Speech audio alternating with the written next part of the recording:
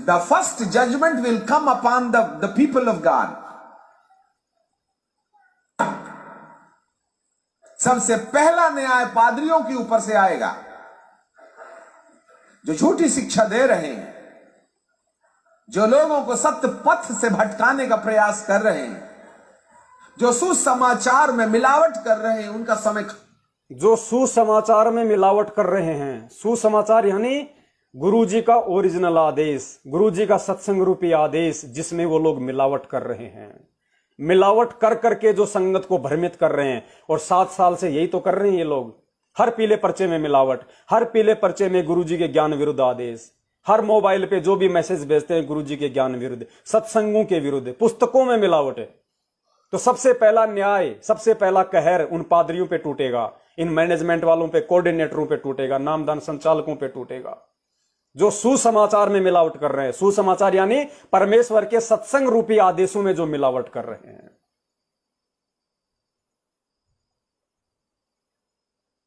पादरियों के ऊपर से आएगा, जो झूठी शिक्षा दे रहे हैं, जो लोगों को सत्य पथ से भटकाने का प्रयास कर रहे हैं, जो सुसमाचार में मिलावट कर रहे हैं, उनका समय खत्म हुआ। जो वचन के अनुसार खड़े रहेंगे, जो आत्मा के भय में चलेंगे, जो पवित्र आत्मा के संरक्षण में अपना जीवन चलाएंगे, केवल वे ही सरवाइव करेंगे। कौन बचेंगे? दोनों तरफ की बातें हो रही है, मैनेजमेंट की भी, सत्सेवकों भी, संगत के दोनों हिस्सों को बराबर लिया जा रहा है। कौन बचेंगे? मैनेजमेंट का तो बता दिया कि सबसे पहला कहर उन्हीं पे टूटेगा जो झूठी शिक्षाओं का प्रचार कर रहे हैं और जो सुसमाचारों में जो मिलावट कर रहे हैं, गुरु के आदेशों में जो मिलावट कर रहे हैं, उनके साथ तो ये होगा। बचेंगे कौन? सत्सेवक। कौन? जो पवित्र आत्मा के संरक्षण में चल रहे होंगे, जो पवित्र आत्मा के संरक्षण में चल रहे होंगे। पवित्र आत्मा कौन? गुरुदेव को हम पवित्र आत्मा नहीं कह सकते, वो तो परमात्मा है। परमेश्वर कोई आत्मा नहीं होती, आत्मा तो आप और हम सब हैं, हम जीव हैं। वो परमात्मा है, उसको कहा जरूर जाता है परमात्मा, लेकिन उनके अंदर आत्मा नहीं होती। परमेश्वर के अंदर आत्मा नहीं होती, आत्मा तो परमेश्वर का अंश है। तो जो पवित्र आत्मा के संरक्षण में चलेंगे, जो सत्सेवकों का जो हिस्सा है, सत्सेवक रूपी जो ग्रुप है, वो ग्रुप उस पवित्र आत्मा के संरक्षण में चलेगा। जैसे परमात्मा ने कुछ भगत भाई बहनों को संगत में निमित्त बना रखा है, संदेश देने के लिए, सारी चीजें बताने के लिए, उन पवित्र आत्माओं के संरक्षण में। क्योंकि उन पवित्र आत्माओं को गुरुदेव करेंगे प्रेरणा कि अब तुम्हें क्या समाचार देना है, अब तुम लोगों ने आगे कैसे चलना है, क्या करना है, क्या नहीं करना है। फिर वो कुछ भगत भाई बहन जो अपने अन्य सत्सेवक भाई बहनों को जो संदेशा देंगे, तो उनको कहा गया है पवित्र आत्मा। वैसे तो हम सभी हैं परमेश्वर की, हम पवित्र आत्मा हैं, लेकिन कुछ एक आत्माएं जिनको परमात्मा ने आज सत्सेवकों में निमित्त बनाया हुआ है संदेशा देने के लिए, उस पवित्र आत्मा के जो संरक्षण में चलेगा, उसके काल निकट नहीं आएगा, क्योंकि वो खुद परमेश्वर के वचन पे चलने वाला होगा। उसकी करनी और कथनी में कोई अंतर नहीं होगा। वो खुद अगर संदेशा देगा कि धरती पे संत रामपाल जी महाराज जी परमेश्वर हैं, और आप जी को जान के ये खुशी होगी इस पूरी दुनिया में, संत रामपाल जी महाराज जी ने जब से इस पंथ को स्टार्ट किया तब से लेके आज तक, अगर किसी ने उनको परमात्मा माना है, अगर किसी ने उनका प्रकट दिवस मनाया है, प्रकट दिवस तो उसी का मनाया जाता है कि जो भगवान हो, जो परमात्मा हो जी। तो सबसे पहले सतगुरुदेव जी को प्रकट हुआ संगत में किसने माना, किसने प्रकट दिवस मनाया, और फिर उनके पीछे पीछे कितनों ने प्रकट दिवस मनाया। गुरुजी के साथ में 24 घंटे रहने वाले 5-5 साल की उम्र से जो गुरुजी के पीछे लग गए थे, आज जो लोग 40-40 साल के हो रहे हैं, क्या उन्होंने कभी ये सतगुरु प्रकट दिवस अपने दिमाग में लाया? कभी ये नाम क्या कभी उनके दिमाग में आया कि हमने गुरुदेव का प्रकट दिवस मनाना चाहिए? क्योंकि सतगुरु तो हमेशा प्रकट ही होता है। सतगुरु तो मां से जन्म नहीं लेता, ना सतगुरु जननी जने जाके माना बाप, पिंड ब्रह्मंड से रहित है ना मां तीनों ताप। और परमेश्वर कहते हैं कि भाई हरि को गुरु विहीन नहीं भाता, हरि को गुरु विहीन नहीं भाता। ना जन्मे ना मरे वो दाता, वो सतगुरु कहलाता। हरि को गुरु विहीन नहीं भाता। तो सतगुरु कौन कहलाता है? ना जन्मे ना मरे वो दाता, वो सतगुरु कहलाता। तो हमारे सतगुरु कौन है फिर इस वाणी के अनुसार? जिनका जन्म नहीं होता, जिनकी मृत्यु नहीं होती, लीला वो कुछ भी करेगा। तो सबसे पहले इस लाखों की संगत में से और इन 27 वर्षों में सतगुरु प्रकट दिवस मनाना किसने शुरू किया? उन पवित्र आत्माओं के संरक्षण में, जिन आत्माओं को परमात्मा ने निमित्त बना के सतगुरु प्रकट दिवस शुरू करवाया, उन भक्तों के नियंत्रण में, उन भक्तों के साथ साथ, उन भक्तों के गुरु जी के ज्ञान आधार के साथ साथ जो आत्माएं जो इस भक्ति मार्ग पे अब चलेंगी, काल उसके निकट नहीं आएगा। यह संकेत है। यहां पे ध्यान से सुनिए दोबारा। परमेश्वर कह रहे हैं कि जो मेरी पवित्र आत्मा के संरक्षण में चलेगा उसके काल निकट नहीं आएगा, क्योंकि वो जो मेरी पवित्र आत्मा है वो उन सभी के माथे पे सत्सेवक की मोहर लगा चुका होगा। और जिसके माथे पे सत्सेवक की मोहर लग गई, जीवन की किताब में, मेमने की किताब में, यानी साध संगति की लिस्ट में जिसका नाम जुड़ गया, काल उसके निकट नहीं आएगा। बशर्ते रहना पड़ेगा अंतिम समय तक मर्यादा में। ऐसा नहीं कि आप रामचंद्र जी की तरह अपने आप को बोलो सत्सेवक और काम करो सारे उल्टे। नहीं, आप बोलो अपने आप को सत्सेवक और काम करो सारे उल्टे, ऐसा नहीं चलेगा। अंतिम श्वास तक जो अपने गुरु को परमेश्वर मान के और उनके प्रत्येक वचन पे खरा उतरेगा, उसके माथे पे परमेश्वर की मोहर रहेगी। उसका काल कुछ नहीं बिगाड़ पाएगा। ध्यान से सुनना। जो वचन पर खड़ी कलीसियाएं हैं वे बची, जो वचन पे खड़ी कलीसिया हैं, कलीसिया यानी संगत, जो संगत वचन पे खड़ी रहेंगी उनका काल कुछ नहीं बिगाड़ पाएगा। तो आज इस लाखों की संगत में से अगर कोई पूज्य गुरुदेव जी के वचनों पे खड़ा है, पूज्य गुरुदेव जी के सत्संग रूपी वचनों पे यदि बिल्कुल विश्वास के साथ, दृढ़ता के साथ चल रहा है, संघर्ष कर रहा है, तो पुण्यात्मा की तो जग जाहिर है, बताने की आवश्यकता नहीं है, परमेश्वर के सत्सेवक बच्चे हैं।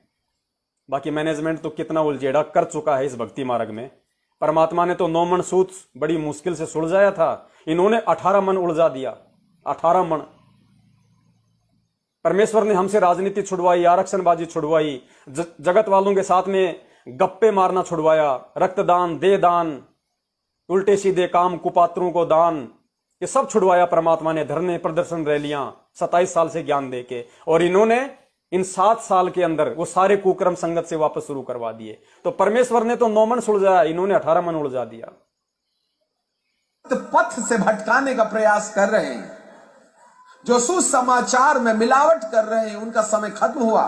और जो वचन के अनुसार खड़े रहेंगे, सत्सेवक, जो आत्मा के भय में चलेंगे, जो पवित्र आत्मा के संरक्षण में अपना जीवन चलाएंगे, केवल वे ही सरवाइव करेंगे। जो वचन पर खड़ी कलीसियाएं हैं वे बची रहेंगी, जो आत्मा के अनुसार चलने वाली कलीसियाएं हैं वे बची रहेंगी। झूठी कलीसियाओं पर गाज गिरेगी, झूठी कलीसियाओं पे गाज गिरेगी, गिर रही है। भविष्यवाणी के पूरे होने का समय आ गया, समय आ गया 2020 में। मेरे प्रियो, थोड़ा सोच के देखे ना, अपन भेड़ों की लिस्ट में है या बकरियों की? ये कह रहा है कि भविष्यवाणी के पूरा होने का समय आ गया, क्योंकि 2020 में इसने वीडियो बनाया। फिर कह रहा है कि मेरे प्रियो थोड़ा सोच के देखो ना, हम भेड़ों की लिस्ट में हैं या बकरियों की लिस्ट में? हम परमेश्वर के वचन पे चलने वालों की लिस्ट में हैं या हम लूसीफर के एजेंटों की लिस्ट में हैं, काल के एजेंटों की लिस्ट में हैं? आज इसी संगत में तो हो रहा है। और कहां हो रहा है ये सब? इन्हें तो ये नहीं पता कि परमेश्वर कौन है। इनका परमेश्वर तो जो हजरत ईसा जी हैं, वो तो पितरलोक में बैठा हुआ है। इन्हें तो ये नहीं पता कि परमेश्वर कौन है। ये वीडियो सिर्फ और सिर्फ आज इस संगत के लिए बनवाया परमेश्वर ने। तो ये क्या कह रहा है, ध्यान से सुनो कि मेरे प्रियो, मेरे भाई और बहनों, थोड़ा विचार करो ना, हम भेड़ों की लिस्ट में हैं या बकरियों की लिस्ट में? यानी इतना समझाने के बाद अब वो आत्माएं खुद निर्णय करें कि हम काल एजेंटों की लिस्ट में हैं या हम सत्सेवकों की लिस्ट में हैं या हम परमेश्वर की लिस्ट में हैं।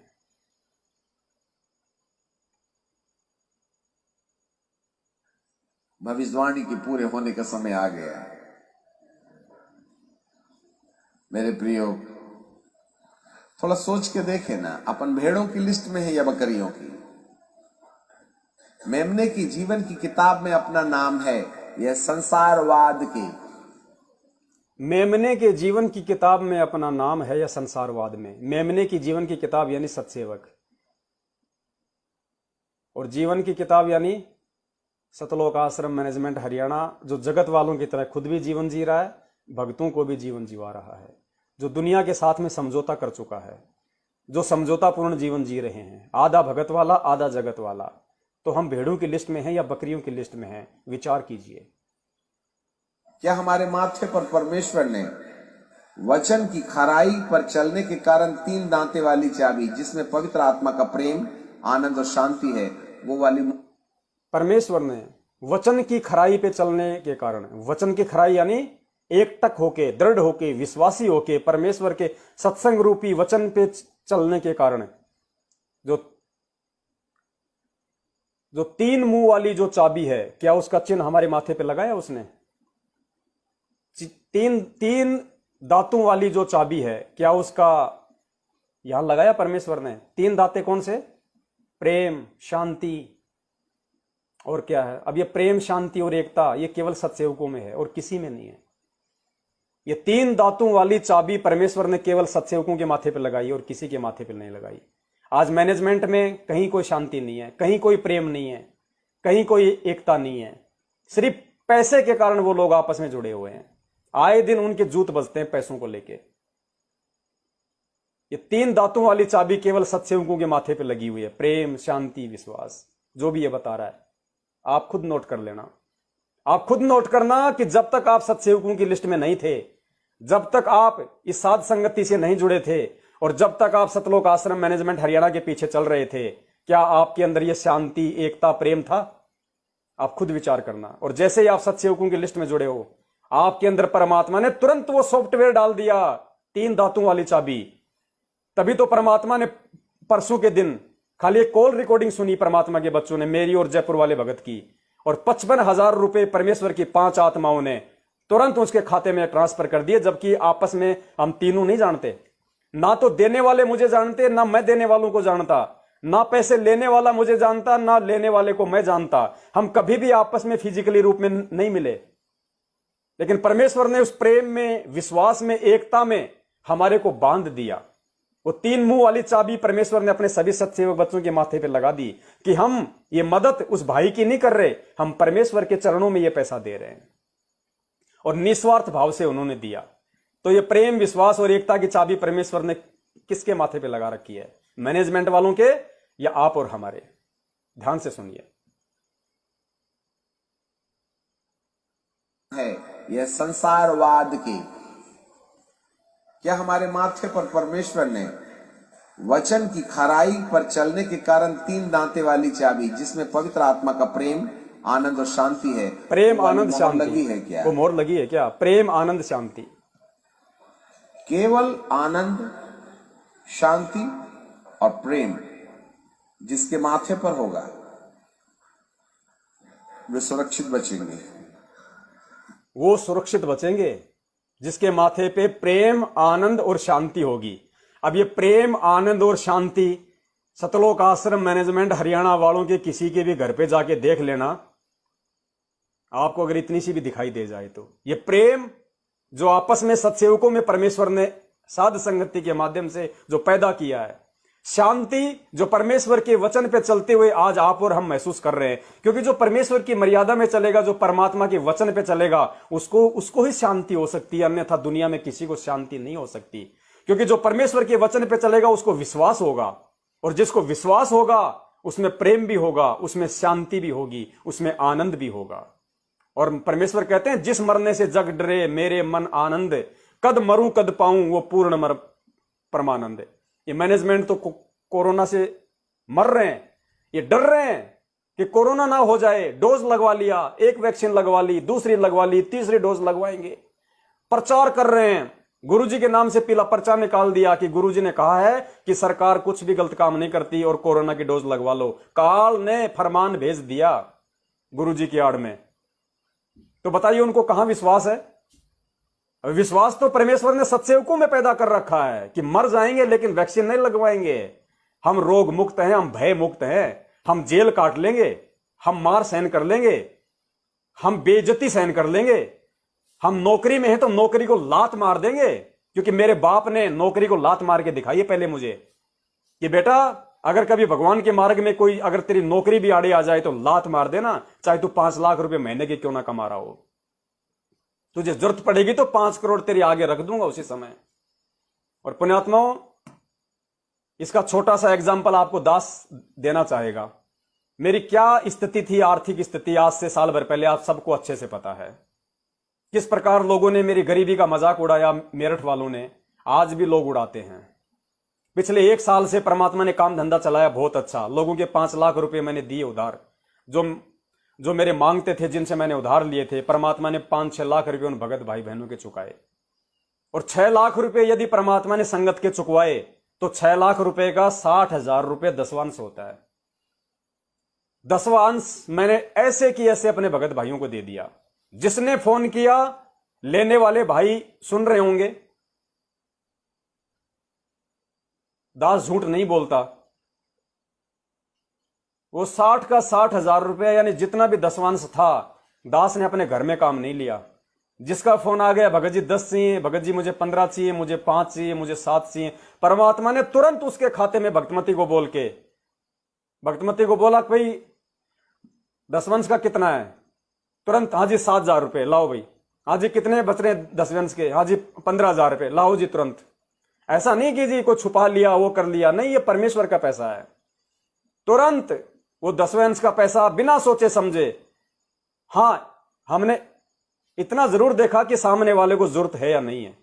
जरूरत थी, फिर चाहे वो जानकार हो या अनजान हो, कोई फर्क नहीं पड़ता। परमेश्वर ने अपने घर में 1 रुपया नहीं रखा, पूरा का पूरा पैसा दसवें अंश का भगत समाज को दे दिया निस्वार्थ भाव से। ये सोच के नहीं कि आगे परमात्मा मुझे देगा, नहीं, कोई सोच नहीं ऐसी। उसके बाद पुण्यात्मा लॉकडाउन लग गया, दास अपने घर पे बैठ गया, किराए का मकान, खाना दाना, मिट्टी भी किराए की आती है बर्तन मांजने के लिए अगर लाओ तो।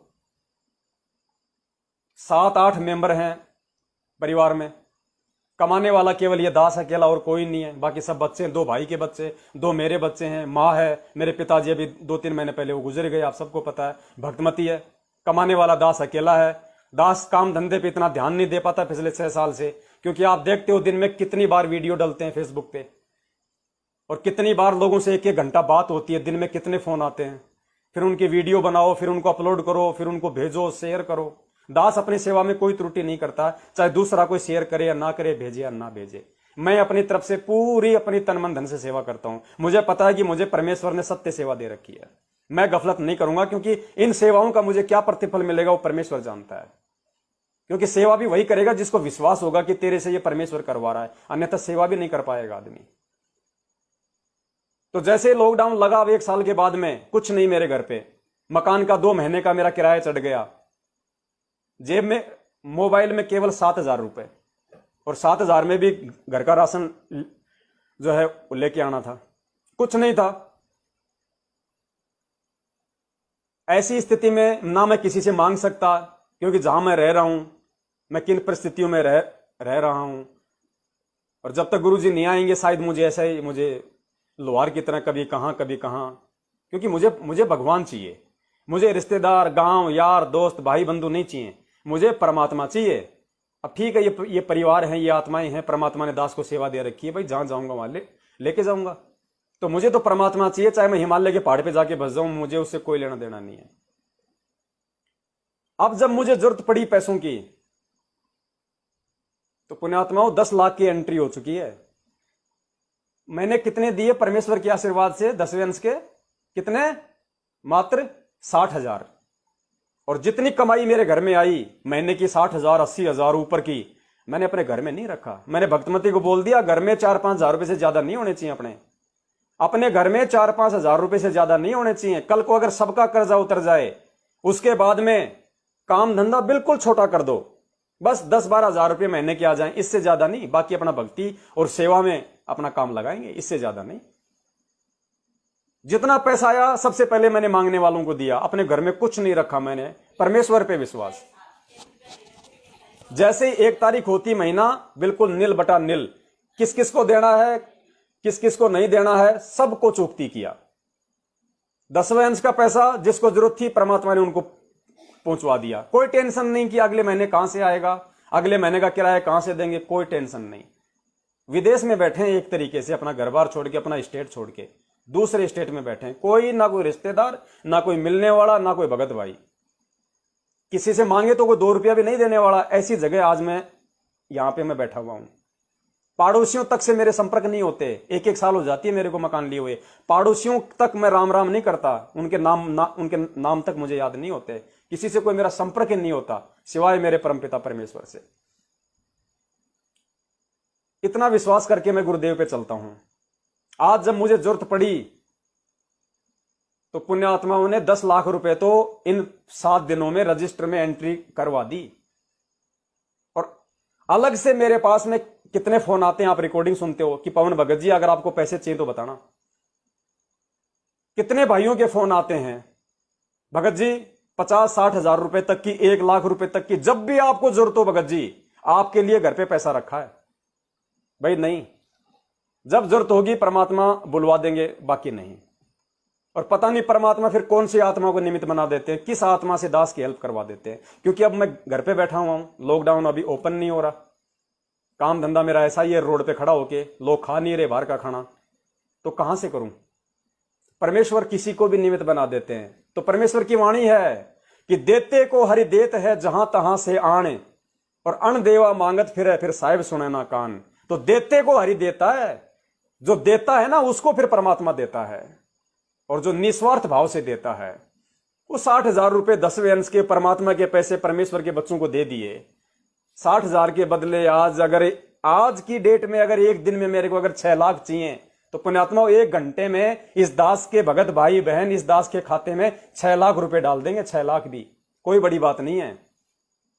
तो इसलिए दास का विश्वास और ज्यादा मजबूत होता है अपने परमपिता परमात्मा के ऊपर, उनके वचनों के ऊपर, कि गुरुदेव का वचन है कि धर्म बिना धापे नहीं ये प्राणी प्रपंच, और आस बिरानी क्यों करे तने दिया हो तो संच। अगर तूने किसी की अगर विपत्ति में सहायता की है, तूने मदद की है, तो तेरे को मांगने की जरूरत नहीं पड़ेगी। परमात्मा आगे से आगे, आप कॉल रिकॉर्डिंग सुनते हो, दास जो डालता है संगत में, आगे से बोलते हैं मेरे भगत भाई बहन, भगत जी कुछ पैसों की जरूरत हो तो बताना। ये सब क्यों हो रहा है? क्योंकि 3 मुंह वाली चाबी परमात्मा ने हम सत्सेवकों के माथे पे लगा दी है, प्रेम, आनंद और शांति।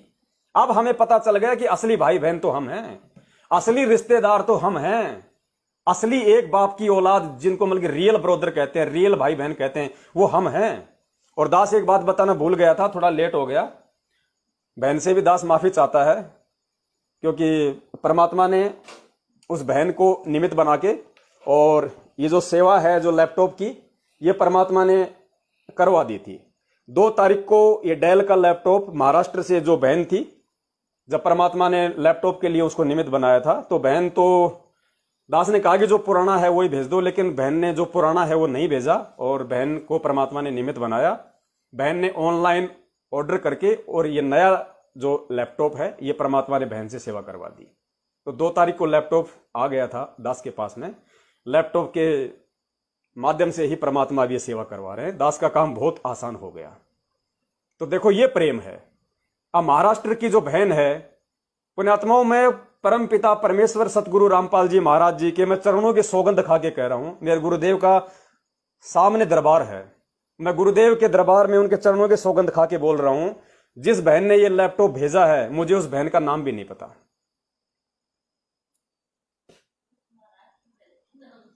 मुझे उस बहन का नाम भी नहीं पता। अब ये विश्वास होता है, ये प्रेम होता है।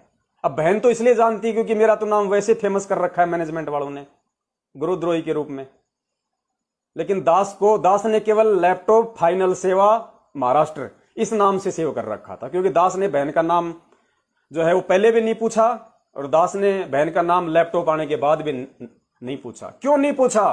क्योंकि हम आत्मा से जुड़े हुए हैं, नाम हमारे लिए कोई महत्वता नहीं रखते हैं, हम दिलों से जुड़े हुए हैं।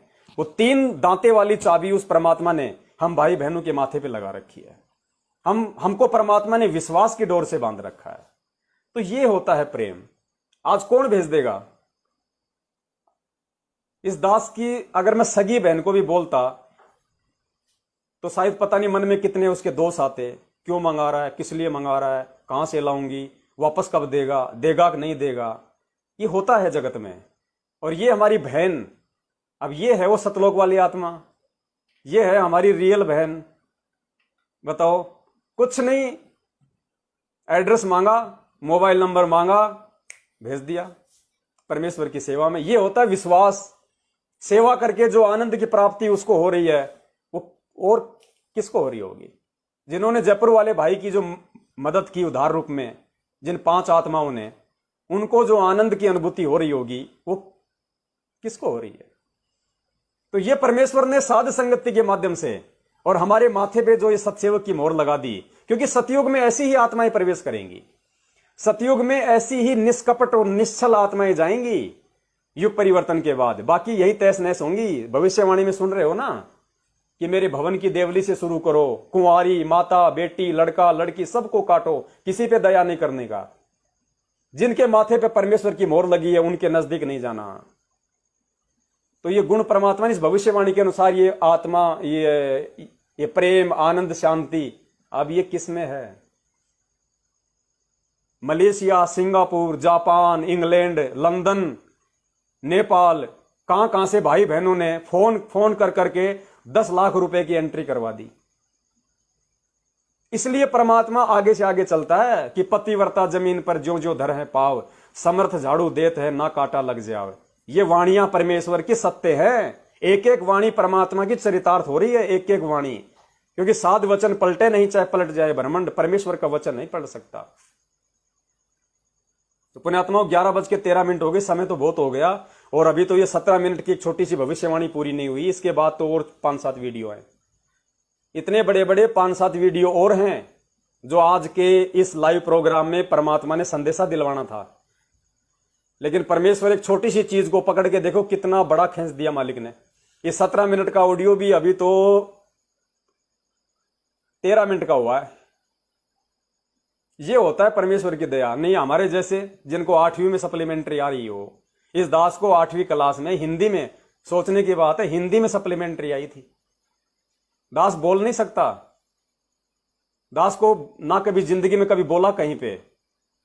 परमेश्वर ने पता नहीं आत्मा ही चेंज कर दी क्या। मैं भी कई बार सोचता हूं तो आश्चर्य करता हूं कि तू पहले वाला तो नहीं है भाई, कोई आत्मा ही चेंज कर दी इस परमात्मा ने तेरी तो। कई बार सोचता हूं मैं भी, लेकिन फिर शांत हो जाता हूं कि ज्यादा ऊपर मुंह करना ठीक नहीं है। ये परमेश्वर का मार्ग है। परमात्मा चाहे तो गधे से भी अपना काम करवा ले। परमात्मा ने तोताद्री शहर में पंडितों के भंडारे में झोटा राम को बुला के वेद मंत्र बुला दिए तो नालायक पवनदास तेरी क्या औकात है, तेरे से क्या नहीं करवा देगा। इसलिए ऊपर मुंह नहीं, नीचा परमेश्वर का कुत्ता होके सेवा करता रहे, इसी में फायदा है। अगर कुछ चाहिए तो पुण्य, कुत्ता बन के सेवा करता रहे परमात्मा की। और परमेश्वर की जो आत्माएं उनका भी नौकर बन के, सत्सेवक भाई बहनों का कुत्ता बन के, उनका नौकर बन के सेवा कर। दासों का दास इसी को कहते हैं। परमेश्वर का नौकर तो है ही है। परमेश्वर के बच्चों का भी जो नौकर होता है वो होता है सत्सेवक, वो होता है दास, वो है पवन दास। आप सभी सत्सेवक भाई बहनों का गुलाम, नौकर आपकी सेवा में। वरना मुझे क्या फायदा है। आप लोग अगर सही तरीके से सोचोगे, समझोगे, परमेश्वर की भक्ति पे चलोगे तो एक बात बताइए, क्या आप मुझे राजा जनक की तरह अपने पुण्य दान कर दोगे? नहीं करोगे। और ना मुझे आपके पुण्य चाहिए, ना आप पुण्य मेरे को दे सकते। ये ज्ञान होने के बाद तो मुझे क्या फायदा आप लोगों से। 3-3 घंटे आप लोगों के सामने बैठा हूं, क्या फायदा। लेकिन मैं अपने सतगुरुदेव जी के प्रति अपना शिष्य धर्म निभा रहा हूं। आप तो जैसा करोगे अपना पाओगे, मैं जैसा करूंगा अपना पाऊंगा। तो मैं अच्छा क्यों ना करूं। जब मेरा गुरु इस सत्य के लिए इतना संघर्ष कर रहा है, 2-2 बार जेल, लोगों की गालियां, ताने, देशद्रोही जैसी उपाधि, तो हमें गुरुद्रोही की उपाधि लेने में कौन सी दिक्कत है, कौन सी परेशानी है। ऐसे ऐसे तो मैं कहता हूं अगर 1000 गुरुद्रोही की मुझे उपाधि मिल जाए तो मैं तो अपने आप को बड़ा खुशनसीब समझूं।